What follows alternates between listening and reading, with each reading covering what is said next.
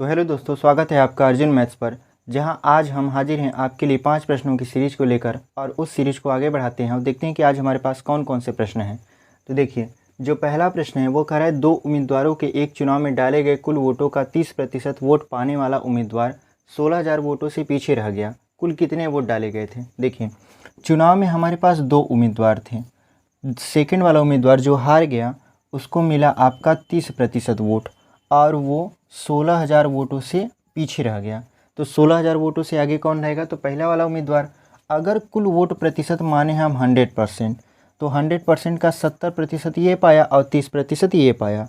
यदि कुल वोटों की संख्या को हम यक्स मानते हैं तो यक्स का 70% निकालते हैं। यक्स का 70% निकाल कर हम उसी यक्स का 30% निकाल कर और 70 में से 30 को घटा देंगे तो हमारा जो अंतर आएगा वो 16,000 के बराबर आएगा। तो ये कितना हो जाएगा आपका? 16,000। अब इसको हल करते हैं तो इधर हो जाएगा आपका 40 यक्स बटा 100 और इधर आपका हो जाएगा 16,000। जब इसको हल करेंगे तो ये आएगा आपका 400।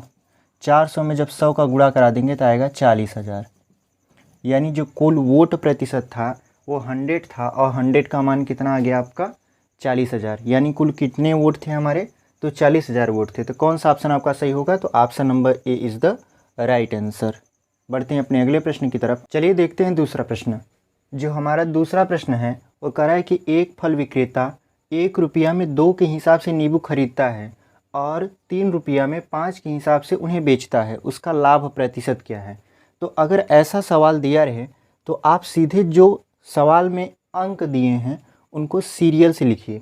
जैसे देखिए, पहले 1 है, फिर 2 है, उसके बाद 3 है और ये 5 है। ये आपका रुपया है और ये है नींबू। ठीक है, ये नींबू है, ये रुपया और ये नींबू है।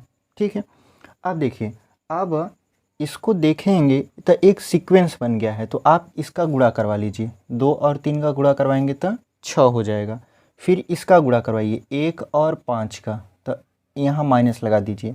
1 और 5 का जब गुणा करवाएंगे तो हो जाएगा 5 और इसी 5 को बटे में लिख दीजिए और यहाँ लगा दीजिए 100%। आपका जो लाभ प्रतिशत है वो आ जाएगा। तो देखिए, 6 में से 5 घटाएंगे तो 1 आएगा। 1/5, 1/5 गुणते क्या कर देंगे? 100%। तब 5 दूना के 10। तो कितना आंसर आ गया आपका? 20% आंसर आ गया। तो कौन सा ऑप्शन सही होगा? तो option number C is the right answer. अगला प्रश्न जो है आपका वो ये है कि एक दुकानदार किसी वस्तु को 20% की छूट पर बेचता है तथा 4% का लाभ अर्जित करता है। वस्तु का अंकित मूल्य वस्तु के क्रय मूल्य से कितना प्रतिशत अधिक है? ऐसे क्वेश्चन में आपको कुछ नहीं करना है, बहुत ही सिंपल ट्रिक है। आप ये जो 20 और 4 देख रहे हैं उसको एक बार जोड़ लीजिए। छूट दे रहा है तो लिखिए बटे 100 माइनस 20। कितने प्रतिशत का आपका छूट दे रहा है? तो 20% का। उसके बाद आप लिख दीजिए यहाँ पे 100, फिर लगा दीजिए प्रतिशत का चिन्ह। आपका उत्तर एकदम रेडी है। देखिए, 20 और 4 कितना हो जाएगा? 24। इधर लिख देते हैं हम लोग 24 और यहाँ पर है 100 में से 20 को माइनस करेंगे तो हो जाएगा 80 इंटू 100 और यहाँ पे परसेंटेज लगा देंगे। अब देखिए, 1 0 से 1 0 ख़त्म, 8 1 कम 8, 8 3 24 और 3 दहा में 30। यानी आपका कितना प्रतिशत का अंतर आया? तो 30% का अंतर आया। तो कौन सा आपका उत्तर सही हो जाएगा? तो option number D is the right answer. बढ़ते हैं अपने अगले प्रश्न की तरफ और देखते हैं कि हमारा अगला प्रश्न क्या है।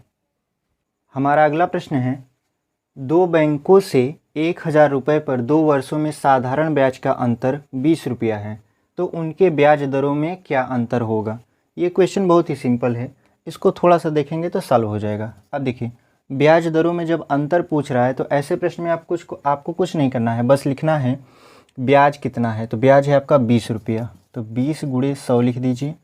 उसके बाद मूलधन कितना है? तो 1,000 रुपया है और समय कितना है आपका? तो 2 वर्ष है। तो इसको जब काटेंगे तो 1 0 से 1 0, 1 0 से 1 0 कट जाएगा, 1 0 से 1 0 और 2 से 2 कट जाएगा। कुल मिला जुला के कितना बचेगा? 1%। तो इनके जो ब्याज दरों में अंतर आएगा वो आएगा आपका 1%। तो कौन सा आपका उत्तर सही होगा? तो option number C is the right answer. बढ़ते हैं अपने अगले प्रश्न की तरफ। अगला प्रश्न देख लेते हैं। जो हमारा अगला प्रश्न है वह है कि एक धनराशि चक्रवृद्धि ब्याज पर 5 वर्षों में दोगुनी हो जाती है। ब्याज की समान दर पर वह कितने समय में 8 गुना हो जाएगा? देखिए, जब ऐसा प्रश्न दिया रहे और कहा रहे कि ब्याज की समान दर है और 8 गुना, 2 गुना, 3 गुना, 5 गुना ऐसे करके पूछा रहे, तो पहले हम जो दिया है, जैसे लास्ट में दिया है यहाँ 8 गुना, तो 8 को हम देखते हैं कि 2 के घाते कितना में लगा सकते हैं, तो 2 घाते ये 3 में बन सकता है, तो इसको 2 घाते 3 बना लेते हैं। उसके बाद देखते हैं कि समय कितना दिया है, तो समय कहा है कि 5 वर्षों में, तो जो इसकी घात है 3, इसमें हम 5 का गुणा करा देते हैं, तो 5 तिहाई कितना हो जाएगा? 15। यानी वो कितने समय में ब्याज की समान दर पर 8 गुना हो जाएगा?